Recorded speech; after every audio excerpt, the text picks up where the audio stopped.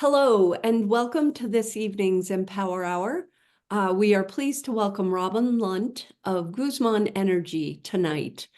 And now we feel strongly about acknowledging, with respect, as non-native people, that the land on which we stand, live, and learn is the traditional territory of the Ute, Cheyenne, and Arapaho peoples. Let us seek to understand what it means to be in right relationship today with the traditional stewards of this land and with this land itself and with all the creatures that inhabit it. And now I will introduce our guest. Robin Lunt is the Chief Commercial Officer at Guzman Energy. Her entire career has been in the energy field after growing up in the small California town of Bishop, where they take caring for their natural resources seriously. Robin has served in senior roles with the Federal Energy Regulatory Commission and the National Association of Regulatory Utility Commissioners, and practiced law in Washington, D.C., including working in offshore wind development and smart grids. Robin and her family moved to Denver in 2015 so she could serve on the executive team of an early-stage distributed energy resource company, and then as an attorney at an energy and telecommunications law firm before joining Guzman Energy. Robin graduated from Pomona College and Brigham Young University's J. Reuben Clark Law School. She's a member of the Colorado, Washington, D.C., and California bars. Robin and her husband have 2 children, and we were delighted to have a momentary glimpse of her spouse, who told us that Robin loves to cook and is an excellent chef in spite of almost never using a recipe. And apparently the only problem with that, Robin, is that when you have a real big success, there's no recipe to follow for any. Never to be repeated. Exactly. So thank you again, Robin, for joining us. I'll hand it over to you. Great. Thank you so much. I do see a question about energy storage, and I will answer it as we get started once we get into the resource slides. So hold on just a second while I get the presentation up. And I would just say thank you so much for having me. I think it's so important to have people engaged in the undertaking of how do we supply electricity to our community and our, can you guys see the screen? Yes. Okay, sorry, I just lost it for a second. In our communities and with this question of energy, which can seem a little bit esoteric, but is actually something that's very important and driving our economy. So thank you so much to this group for having me, and I'm honored to be in a lineup with Casey Becker coming afterwards. She's certainly a pioneer and had some big news today about her next move. So that's exciting, and I'm just grateful for this opportunity. So here's our quick agenda today. We'll tell you a little bit about Guzman, the customers we serve, a couple of stories about our customers, and then the power supply and some sort of elements of what's on the horizon moving forward. You know, we're in a time of transition and I don't know, uncertainty, I guess would be the right word to say in the energy space. So Guzman, we are a wholesale power provider, which means we provide power to the people who then provide power to the customers. So if you think about the system, it's sort of generation, transmission, distribution, and customers. And so our customers are distribution utilities that are generally governed by communities that are either co-ops, municipalities, or tribes. And really what we pride ourselves in is putting those communities first in their decisions around energy options and what they want the renewable attributes to be in those portfolios and how they want to move that forward and advance the economic impacts of their community. So we sell capacity energy transmission to get that energy to them, and then the renewable attributes. And we'll go a little bit more into capacity and energy and renewable attributes as we get further. in because they're sort of technical terms, but are helpful to understand the way that we plan resources and the way the system works. So, and then we provide those customized electricity solutions for 24/7 reliable power to our customers. And we have an operations center that works 24/7 to make sure that what we plan for in the long term and then what we scheduled in the day ahead is actually what happens in real time, and that there's no glitches in the delivery of electricity. So this is a picture of Kit Carson, which is in Taos, New Mexico, and it gives you sort of a sense of the communities that we serve.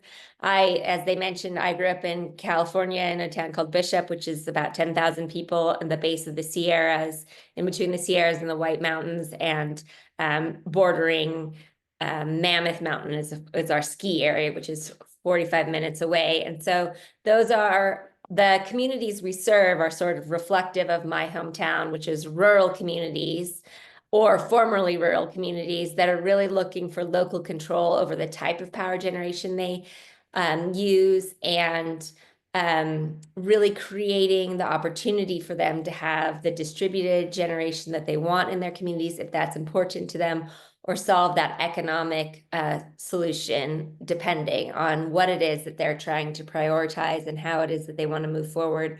Our CEO, Chris Miller, is a graduate of the United States Naval Academy, and when I was considering coming over to join, he said, you know, $50 in the pockets of the mom in Montrose makes a huge difference about whether or not a kid can go to soccer camp. So really keeping in mind the social justice elements of serving people that might otherwise have been left behind. And in the Guzman started in large part because there was these communities were overpaying for their power versus what it was available in the wholesale market. So this is a map of our footprint, which includes these communities in Colorado, New Mexico, and then Montana.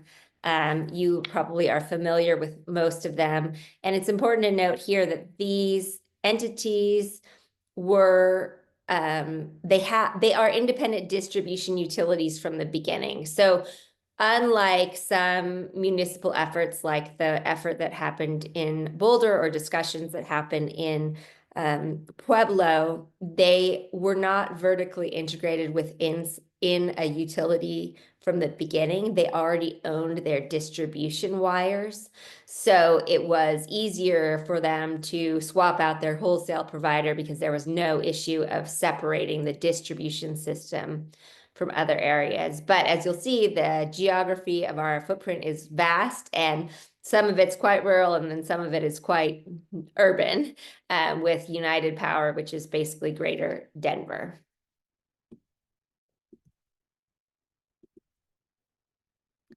So DMEA is one of our big flagship customers. I started at Guzman in 2018, and Delta-Montrose was interested in exiting from Tri-State. Tri-State Generation and Transmission Cooperative, as you know, is based here in Colorado and serves co-ops across 4 states. So the co-op model was based on the electrification of rural communities in the New Deal era, where the wires needed to stretch out to reach communities that weren't otherwise economic to serve for investor-owned utilities.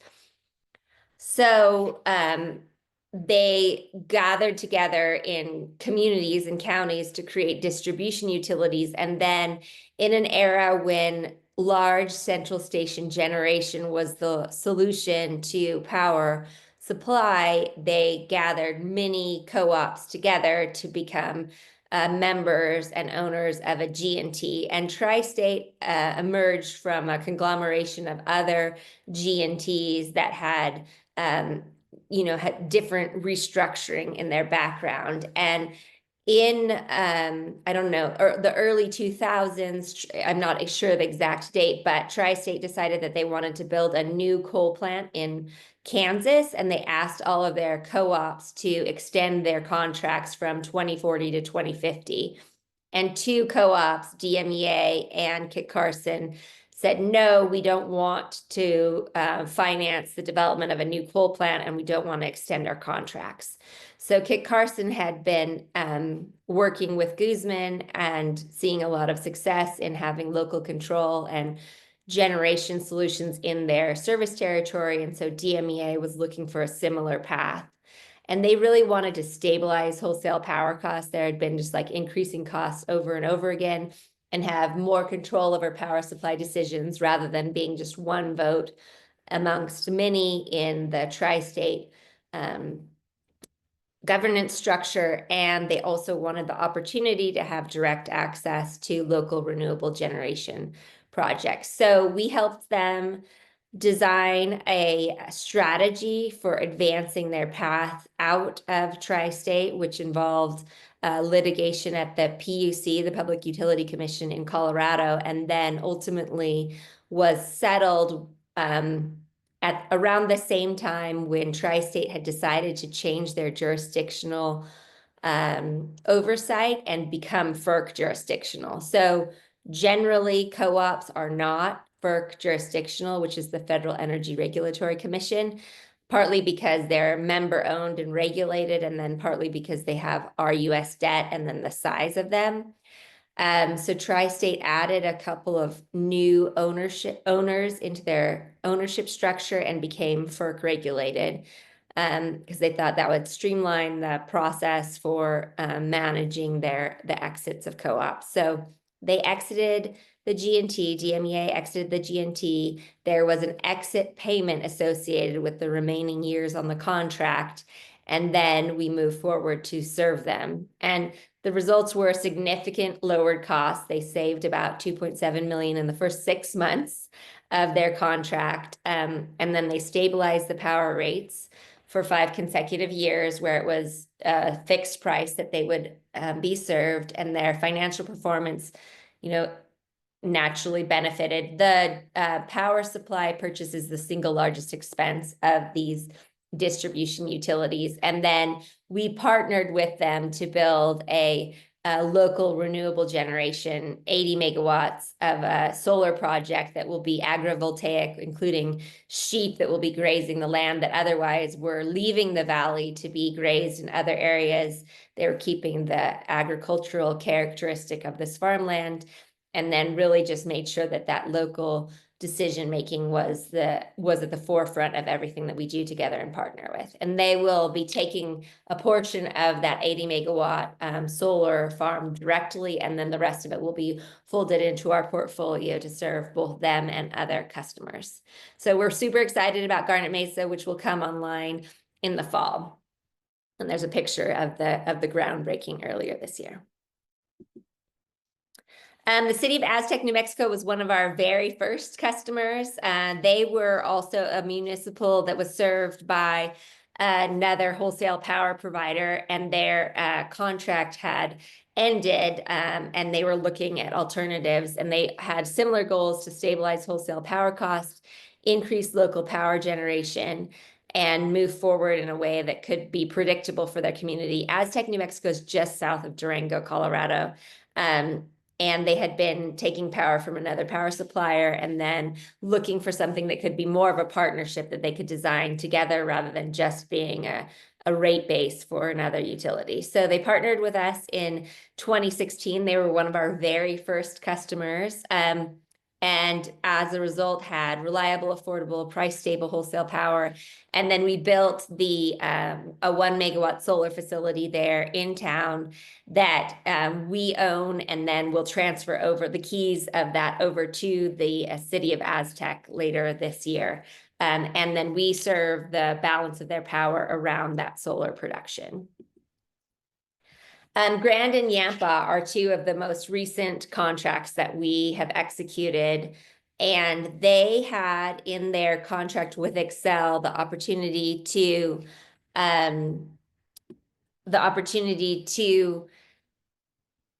terminate their contract with Xcel as wholesale power, as the wholesale power providers with a 5-year notice period. So they had similar to say Core, which has decided to exit entirely from Xcel, Grand Valley and Yampa Valley both had the opportunity to exit with a 5-year notice period. There's a question that says, is it possible for Guzman to take over the system of an IOU, at least for the wholesale power? And that kind of goes to this question here, Bruce, that you have to have a distribution system to supply wholesale power too. So if you are municipalizing or building a co-op, you have to own those distribution lines that otherwise an investor-owned utility for like a city is supplying that power and paying the city a franchise fee for the rights to do that. But the process of separation requires the purchase of the asset and the development there. And that's what I don't know the ins and outs of it, but the highest level of what I understand with the Boulder separation was that the cost of the distribution system was really punitive and prohibitive for the municipalization of the system. So in an investor-owned utility model that is vertically integrated, it's really tricky for a wholesale power provider to come in and take that over unless there is that distribution system. That said, there are cities that do municipalize and have done that successfully. It's just a long process. So let me finish the story of Grand and Yampa. They had a current contract with Xcel. It'll continue until 2028, and then we will start serving them in June of 2028, which is the same for Grand and Yampa. And they really wanted predictable, stable power supply costs, increasing renewables, and then expand local energy generation. And one of the huge challenges that they had was that you'll remember probably a few years ago, Xcel Energy had a huge surge in their gas costs as a result of Winter Storm Uri, and that they hadn't hedged them effectively, partly because they just don't get any benefit from that sort of hedging approach.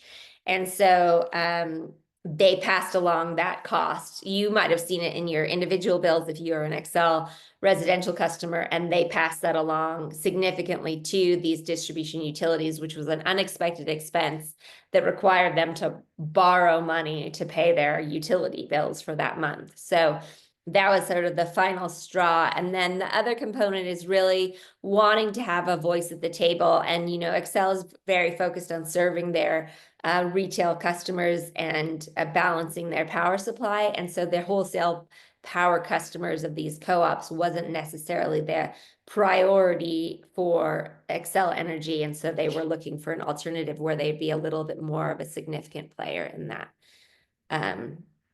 process.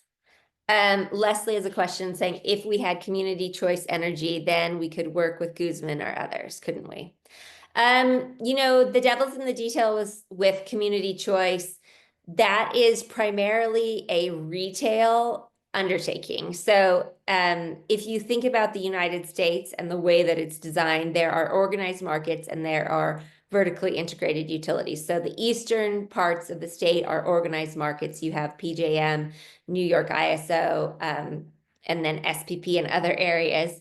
SPP, which is the one that's expanding west right now, does not have retail choice or community choice within it, but it does have more organized wholesale power solutions. So Guzman right now is not in the retail business, and community choice is not necessarily something that's immediately on the horizon, but that does and is intended to provide better wholesale solutions. And you've seen that in California, where communities have separated from their vertically integrated utilities and then purchased power from other entities, wholesale entities like Guzman. So that's something that could happen in the future.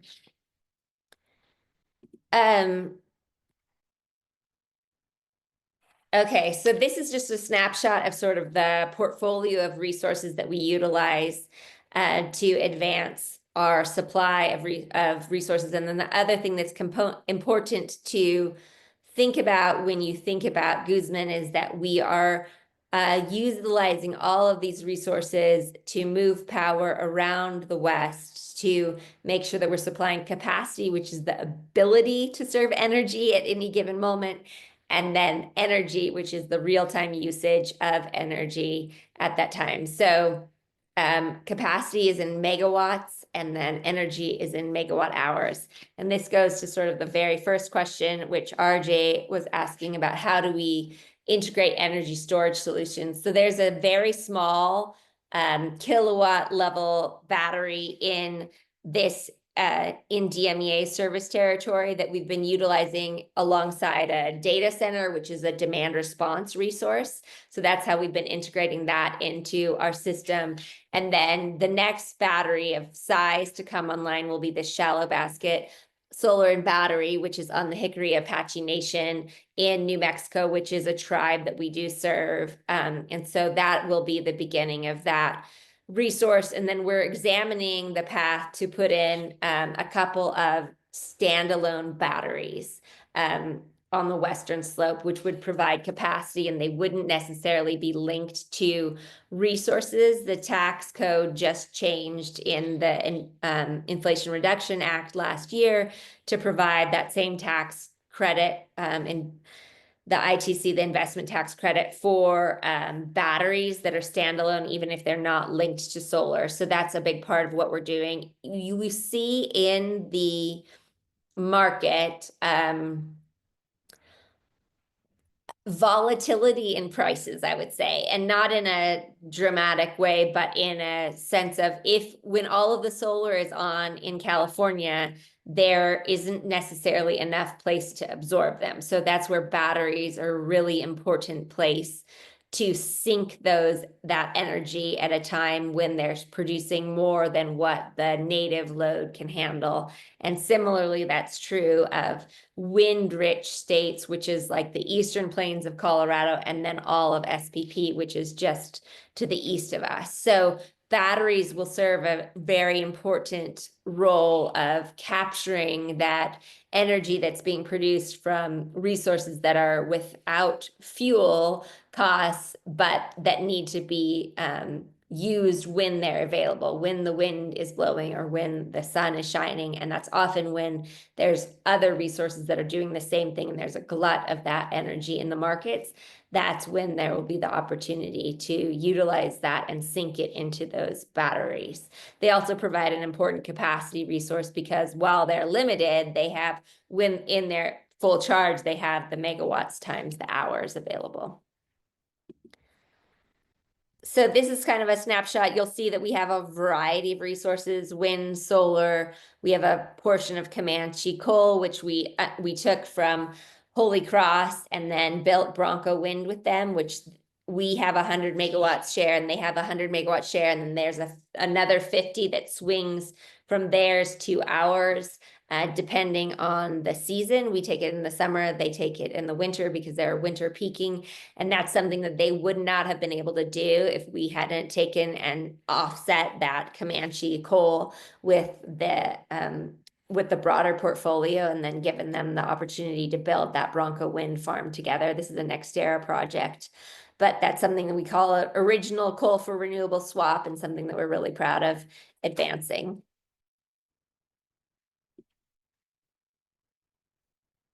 So on the horizon, and this will end early so I can take questions here. There's a lot going on in the market. Obviously, we've had a federal administration change, which is something that is changing the dynamics at the federal level. There's a lot of uncertainty about what happens with the Inflation Reduction Act tax credits. And then there have been several grants made to co-ops under the IRA through the Rural Utility Service aimed at investing in renewable projects. That was all the way to the distribution level and then to the generation and transmission level. Right now, there's been sort of a hold on the distribution of those grants pending a sort of review of everything with this new Trump administration.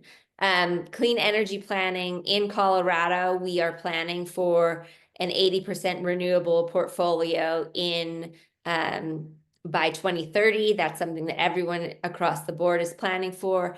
we're seeing that the generation mix is expanding in large part because as I'm sure you've heard, there's predictions of significant load growth moving forward with the demands of artificial intelligence and data centers, which requires, new generation, including ones that we haven't necessarily seen, like geothermal in its second incarnation, which doesn't just rely on the specifics of the water content in the basin of volcanic activity, but utilizes fracking techniques to capture that heat of the earth through horizontal drilling. And then at the top of the list is organized markets arrival. So the West has, in the 90s, there was a push towards these organized markets, and it's something that you see in other parts of the country, to really bifurcate the generation from the transmission and have an independent entity run the transmission, let the generation be competitive, and then have either utilities or retail choice options run across those distribution wires to those customers. In that same era, there were significant challenges with the California market, and there was market manipulation that happened coming out of Enron. So if you remember, in 2000, 2001, there were rolling blackouts in California, which led to the recall of the governor there, and also a significant retreat from organized markets across the West. I was going to school then in LA, and we had a philosophy class by candlelight until our college put in some gas generation. So this energy through line has been there even when I was studying philosophy, before I realized that this was going to be my professional life. So there has been a discussion across the West about, okay, how do we utilize a broader footprint to be able to incorporate these renewable and intermittent resources in a more cost-effective way. And the plan, right, as of now, is for an SPP, which is the Southwest Power Pool, which is a regional transmission organization that's just to the east of our interconnection, to advance into Colorado, but only for tri-states and WAPA's transmission systems. So it'll be a bifurcation of Colorado, where PSCO will remain vertically integrated in bilateral transactions, but there'll be a portion of the state in their balancing area authority and transmission that will be in this new organized market. PSCO has said that it's intending to enter into like a markets plus construct that will have some components of the ISO and RTO in it, but it won't be a complete market, so that they can maintain their transmission. So the SPP RTO is set to begin April 1st of next year, and there's still a lot of questions about advancing that and how we move that forward, and the impact that it will have on the state, because it basically is a little too small to have the reach that otherwise would exist. But all across the West, there's movements towards expanding to more organized markets and advancing there. So lots going on. And then we were just recently at Sarah Week, which I would recommend an article to you guys. And I don't know if I can send that around or share it with the organizers, but that's written by one of the great thought leaders in our time, Daniel Yergin, who was talking about the challenges that's facing the move towards renewable energy, not just in a political context, but just in the impact that it's having across the world. So I'll send that over to the organizers, and they can share that with you, because I think that there's really an opportunity to be pragmatic about the solutions that we're seeking going forward.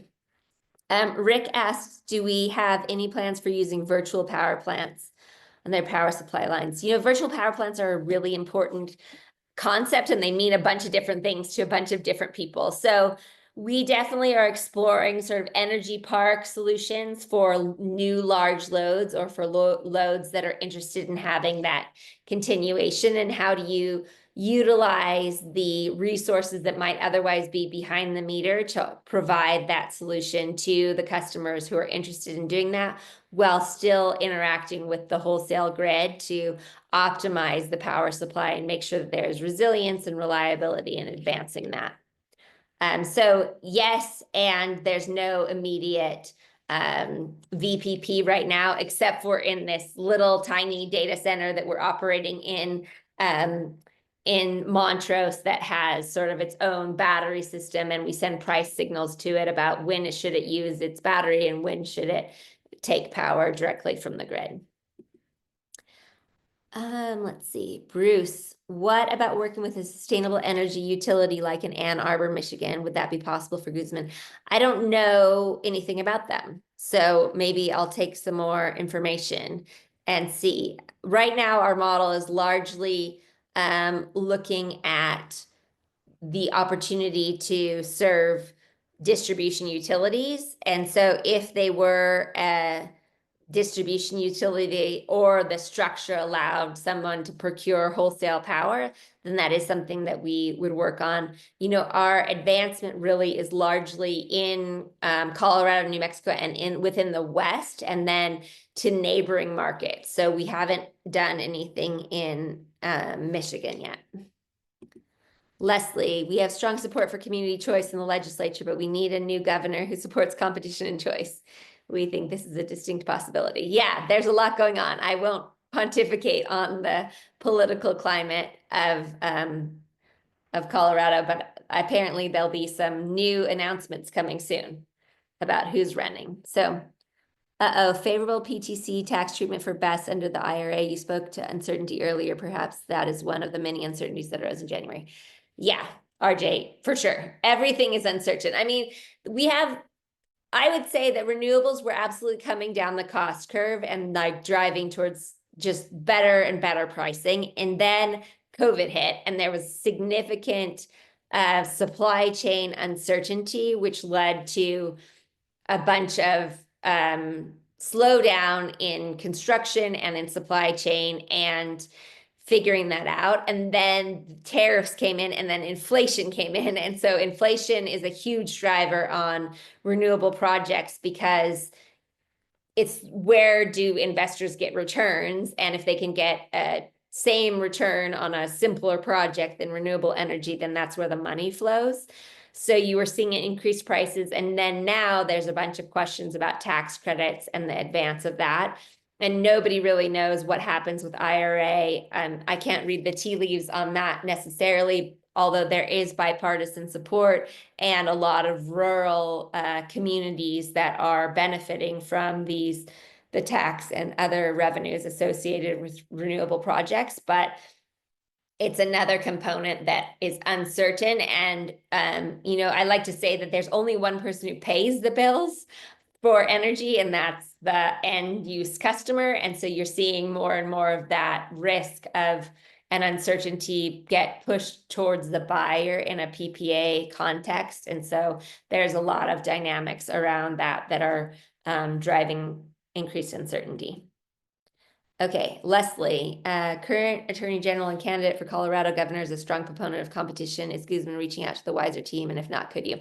I know Phil very well. He was working in the Obama administration when we were in DC and working at Neighbor. So I know him from Smart Grid 1.0. So I think very highly of him. Are you able to serve all of your load with your own generation resources, or do you have to buy on the wholesale market yourself? Rick, good question. So we have a capacity obligation to all of our customers, and then we optimize our power supply depending on what makes the most sense at any given time.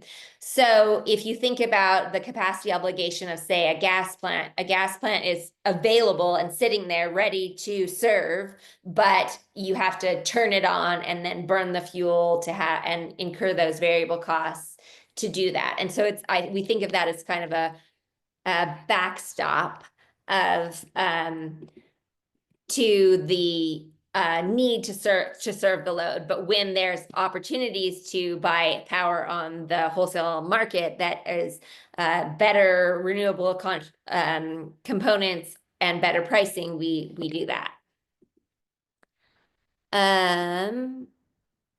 And then does FERC 2222 apply to Guzman? So 2222, if I am remembering correct, is about distributed energy resources being able to participate in wholesale markets. And we don't yet play in wholesale markets, but it is something that we think a lot about kind of in the context of the virtual power plant and in the local control of assets. One of the things that's important to recognize is that interconnecting into the transmission system is a complex and often long lead time challenge. So if you can do more on the distribution system alongside our customers, there is value to advance that. So the principles of utilizing distributed energy resources in the wholesale power supply is something that definitely applies to us. The specific contours of the order are targeted at those investor-owned, those RTOs and ISOs, which is not yet available to us in our service territory, although that is evolving. I'm reading this next question from Bruce. The sustainable energy utility model from Ann Arbor is something we're looking at in Tucson, Arizona. I don't know much about it, but seems to involve wholesale power being provided to an incumbent utility for distribution. Yeah, great idea. And you asked any move towards Arizona. So we're definitely interested in Arizona, although so far that hasn't been on the immediate horizon. And Arizona is looking at participating in sort of that markets plus construct in the organized markets, at least the largest utilities, Arizona Public Service and SRP. So there will be a lot of advancement there, and we'll do that. Do I worry about resource adequacy? Should we worry about resource adequacy? I think that resource adequacy is always an important component. You know, we rely, that's from Alan Best. Hi, Alan. We rely on electricity for everything that we do. You see like significant legislation comes out of blackouts, and it's something that we are paying a lot of attention to. I think that there are a lot of details that need to be managed and navigated, and there's a lot of different constructs for ensuring resource adequacy that vary pretty dramatically depending on the construct you're in. So do you have an organized capacity market like PJM? Do you have an investor-owned utility process for establishing that like you do here? Do you have resource adequacy within the context of an energy market like you do in California? Do you have a energy only market like they do in Texas to navigate through that? And then also importantly, how far is your reach and who is responsible for making sure that the lights stay on is an important component. I think that the energy is what ultimately matters to ensure that the customers have the electricity that they need. You know, that the little boy in the middle of the night can go flip on his light if he's nervous about something under the bed, or that we can have this Zoom call today without any concerns connecting it. And so as demand grows and as resources are retired, we need to be very careful about navigating that going forward. Robin, this is Chris Hoffman with Excel with Empower Future, and we had a few questions from our Empower Future team in anticipation of you being here. And Okay. One of them was, in terms of the communities you've helped, what are some of the factors that have brought people to the table? Yeah, I think, you know, going through the case studies that we went through, a lot of it is wanting to have a say in the electric future that they have, and whether that be from an environmental bent or from an economic bent, rather than just being a, you know, price taker or a recipient of the bill or a ratepayer, as the industries want to call customers.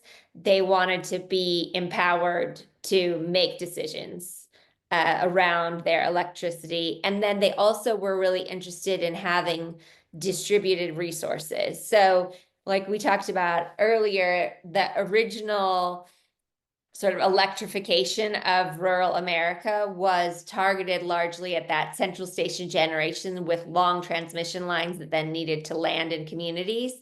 And so then you had economies of scale that were required to make that happen, where people needed to work together.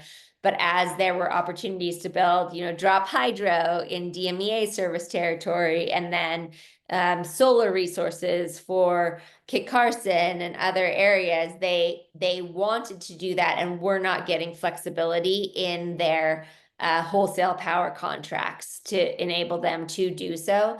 So a lot of them felt like there's just like a one-size-fits-all solution, and they wanted to stabilize their rates so that they could have certainty around what they were paying over time, and then also more opportunity to participate actively in the power supply that was generated either in their communities or on the wholesale level.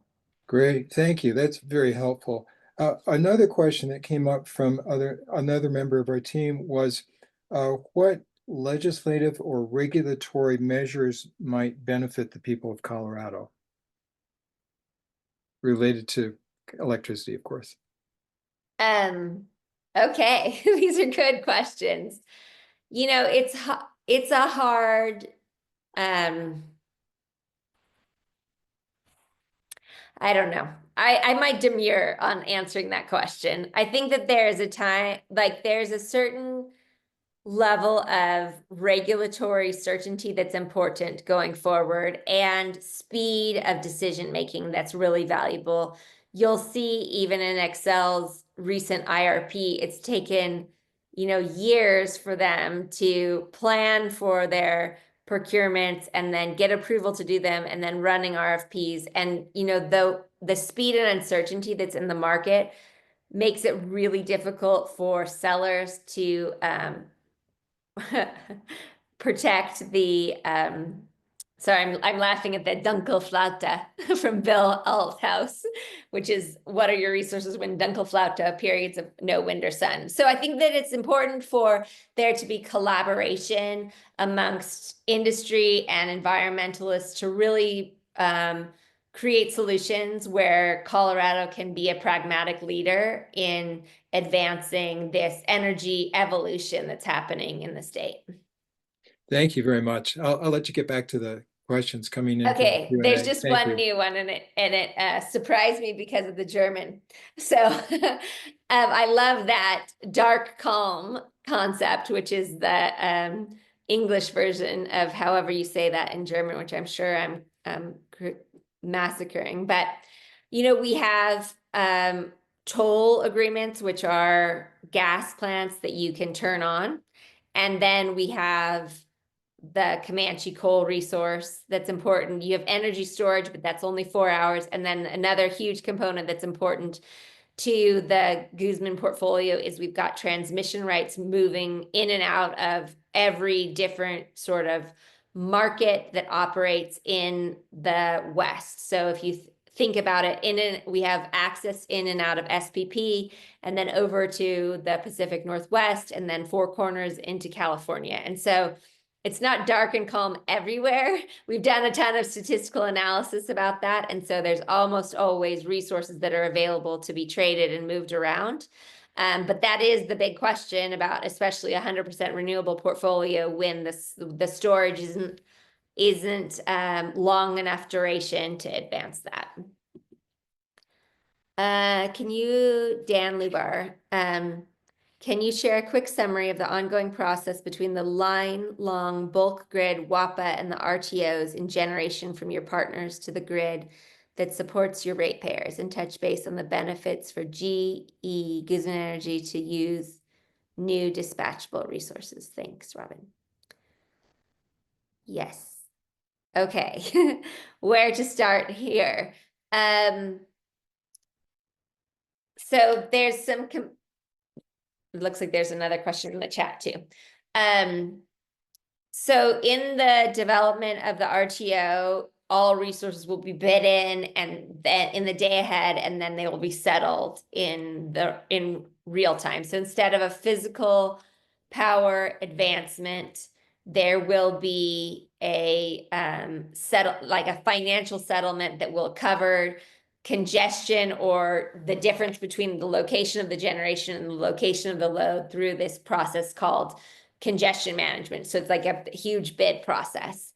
So that's something that we're advancing towards. And, we have participated in other markets around the country. And so we're prepared for it. There's a lot of questions still. The tariff that'll govern that hasn't been approved by FERC, although it's on the docket today. And then, dispatchable resources are super important because they provide that protection against the dark calm. And they also provide a price cap on what you have to pay for the energy in that time. And then the third component, which is a little bit lesser known and pretty geeky, is that resources have what's called a capacity accreditation. So when you have a resource, how much of it can you count on to produce generation? So that's sometimes called effective load carrying capacity. And as you have more of certain kinds of generation, specifically renewables, their percentage of capacity accreditation from their nameplate, or say there's a 100-megawatt wind farm, that's the nameplate, how much capacity can you count on that, declines. So it might be like a 15% capacity accreditation. So you need to get to, for 100 megawatts of wind, you only get 15% of capacity, which kind of goes to Alan's question about resource adequacy. And the devil's really in the details about how you account for that.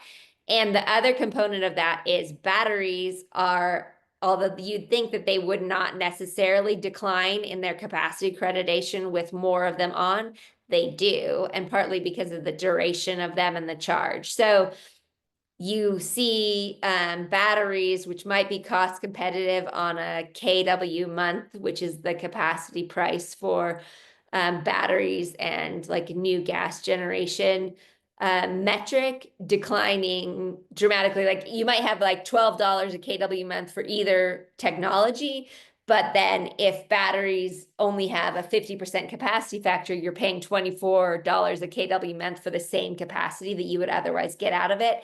And if you have to plan for the peak demand of a system, so what do they consume in the hottest day or the coldest day, depending of their system, plus a reserve margin, and your capacity accreditation for renewable attributes and for batteries declines dramatically, then you need, steel in the ground that's going to accommodate for that gap, and that's where gas becomes really cost competitive. I hope I answered your question. Does Guzman issue RFPs for its capacity resources or attempt to own, finance, and operate projects with other utility partners? Both. So we almost always, we don't have to go through a formalized process where we defend our acquisitions to a PUC. We just have to defend them to our investors because we don't have a guaranteed return, but we do enter into RFPs and then PPAs for resources. Helping cities develop resiliency centers, as Leslie asked above, seems like a good match for Guzman. Are you involved with these efforts? Now I'm going to go back up. Guzman has been able to bring many communities lower cost for their electricity than their previous provider. Do you think it's likely that Guzman could bring electricity to XL communities at a lower price than they are currently paying? You have to factor it all in, right? So going to Leslie's question about and sort of the municipalization, like if you have to buy the distribution system and finance that, is it all going to be cost effective over what period of time? So the devil's in the details for that too. Resiliency centers, and it's kind of tied to microgrids and the opportunity to build resources locally. And then that goes back to the dispatchability and the connectivity to the larger system, which is really important. So it's something that we are working on, and we serve a lot of ski areas, and those ski areas have very specific needs, including to, make snow before November, before Thanksgiving, when people come, and they can make snow in the middle of the day, so you can sink some solar there. And so creating really customized energy solutions based on the customer's needs is important and valuable to us. Resiliency is one of those things that's, it's one of those buzzwords that can mean a variety of different things to different people. So we are definitely interested in making sure that the system can balance itself over time and that we can serve our customers the way that they need to be served. Gas peakers do long duration, but take 15 minutes from cold start to full power. Batteries are instantaneous. What's the value of that 15-minute window for battery owners? Ooh, good question. I mean, there's a lot of value in sort of ancillary services, which are the other components of the grid that besides energy and capacity that need to be provided to make sure that everything is flowing in like the right frequency to balance it out. Also, it depends on the type of gas generation. There's some gas that can turn on more quickly than others, but I think that I think batteries have value that in that their fuel is electricity, right? And the instantaneous component of it, their downside is really that 4-hour duration being the limited, most commercial technology, although, you know, Excel is looking at long duration and a bunch of other components to solve for that. And the other thing that's important to recognize is that different markets value things like ancillary services, frequency regulation differently. And so that's evolving as we go, which is exciting and also another component of, you know, the uncertainty that's in the market. We have to serve now and plan for the future and advance that in a way that both make sure that we are not bankrupting. You know, my nightmare is that it will say to our kids, hey, we spent all of your money and didn't solve any of your problems. So really what we need to do now as community members and as stewards, corporate stewards, and in our individual lives is look pragmatically at the challenges that we have and create the both economic and environmental opportunities for our kids to thrive as much as we have, if not more. So I think that's Robin, all the questions that I yeah. see. Robin, this is Chris Hoffman with Empower Future again. We had another one from our team before you got here. And it's more of a historical perspective. I imagine the Guzman Energy's business model and approach to business has evolved as conditions have changed. And I was wondering if you could just kind of say a few words about how your Guzman's thinking has changed about the market and the business over the years. Yeah, absolutely.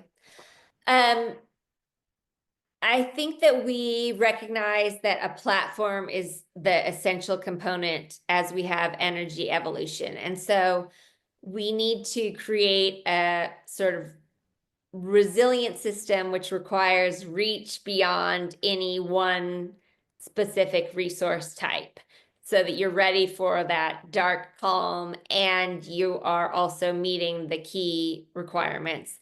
I think the one piece that's absolutely on our mind right now is the uncertainty around the federal policies and how that impacts the markets with tariffs and tax credits and other components. And then this sort of unprecedented load growth that's projected in terms of increasing electric demand. And how are we positioning ourselves to make sure that our communities who are not wanting to be left behind in the first transition are getting ahead in the second transition. So how do we utilize sort of competitive forces to spur innovation and action that can really benefit those communities? And then, you know, we've always had a relatively pragmatic approach to it, but with a clear-eyed approach to recognizing that the climate is changing and that we are stewards of the earth. And so how do you navigate that going forward? I think that there's a lot of exciting new technologies on the horizon, but like what I like to say is that there's no perfect solution. So really taking a portfolio approach and working in a broader footprint is the key to advancing this. Great, thank you. And you probably see this one in the chat. The question, how does Guzman finance these projects, and are there lessons to be learned to be shared about financing these projects? Yeah. So traditional financing, you know, it's a combination of debt, equity, and moving it forward through different instruments. So I don't think we have any special secret sauce on that front. Great, thank you. So maybe turn this back over to Mary then. Great. Thank you so much, Robin. We really appreciate it. And that was quite an intense Q&A. Thank you for hanging in there. Again, just want to let everybody know that this Empower Hour has been recorded and it'll be on our website soon. I also want to take a moment to thank the other Empower Our Future communication team members who are integral to making these Empower Hours happen. They are Paul Cullen, Chris Hoffman, Steve Whitaker, and Julie Zahniser. Again, later this week, the video of tonight's Empower Hour will join all of the past Empower Hour recordings on our website at empowerourfuture.org/events. And we look forward to seeing you in April at our Empower Hour with Casey Becker on April 15th. Thank you again for joining us tonight. Thank you so much. Really appreciate the time and these great questions. Talk to you soon. Bye. Thanks, Robin.